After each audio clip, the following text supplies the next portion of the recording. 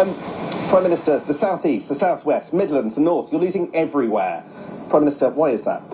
It's always disappointing to these hard-working Conservative councillors, their friends, their colleagues, and I'm so grateful to them for everything that they've done. In terms of the results, it's still early. We've just had a quarter of the results in. But what I am going to carry on doing is delivering on the people's priorities.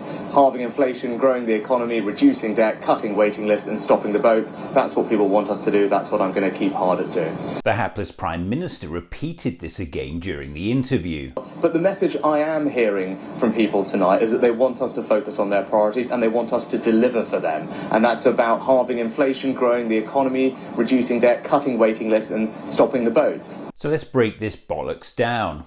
Halving inflation. The Conservative government has given us the highest inflation in 40 years. In fact, latest figures show that inflation in the UK is the highest in the G7 by some margin. And here's an update from Chancellor Jeremy Hunt. Coffee is getting more expensive. A year ago it would have been around £2.50, but now it's gone up to nearly £3 a cup. And the price of the weekly shop, if you look at food prices, has gone up by about 16%. And for the poorest families, the things they typically buy have gone up by even more. The Bank of England's inflation target is 2%, but currently inflation is about 10%. That means more expensive food, fuel, it means unemployment going up, businesses failing. £1 in your pocket is worth less than it used to be. That is some achievement. Growing the economy. Seriously? The International Monetary Fund says the UK economy's performance in 2023 will be the worst among the 20 biggest economies known as the G20, which includes sanctions-hit Russia. 13 years of Conservative government has left us with the highest inflation in 40 years, the highest taxation since the Second World War, the biggest drop in living standards since records began, and average wages falling at their fastest rate for more than 2 decades.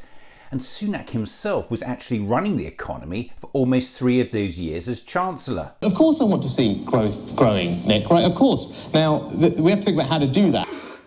Well, you've only had 13 years to find out. Reducing debt. Well, imagine the Prime Minister's shock when he finds out that under the Conservative government, UK debt has risen to its highest level in almost 60 years. Cutting waiting lists. Under this government, a record 7.2 million people are now waiting for hospital treatment. And stopping the boats. Well, let's take a look at how that's going. The number of individuals crossing in small boats has risen sharply from 299 in 2018 to over 45,000 in 2022. By now, even Larry the Cat knows the huge rise in the numbers of dangerous small boat crossings is in large part a direct consequence of the Brexit deal championed by the Prime Minister himself. A recent study by Durham University found one of the primary factors in the skyrocketing number of small boat crossings is Boris Johnson's oven-ready Brexit deal.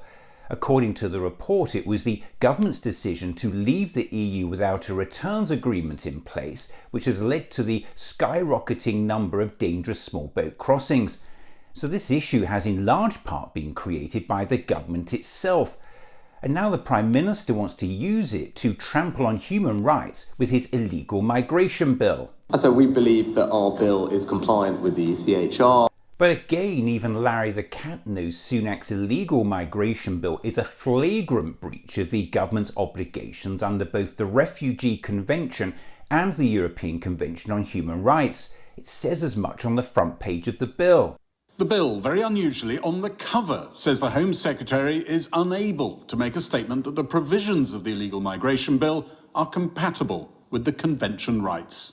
And there's more. In a letter to Tory MPs, the Home Secretary conveys the legal advice that there is a more than 50% chance the provisions may not be in line with the Convention. Sunak's bill effectively allows the government to commit human rights abuses without consequences. Remember, human rights are universal. It's not up to this government to pick and choose who does and doesn't deserve them.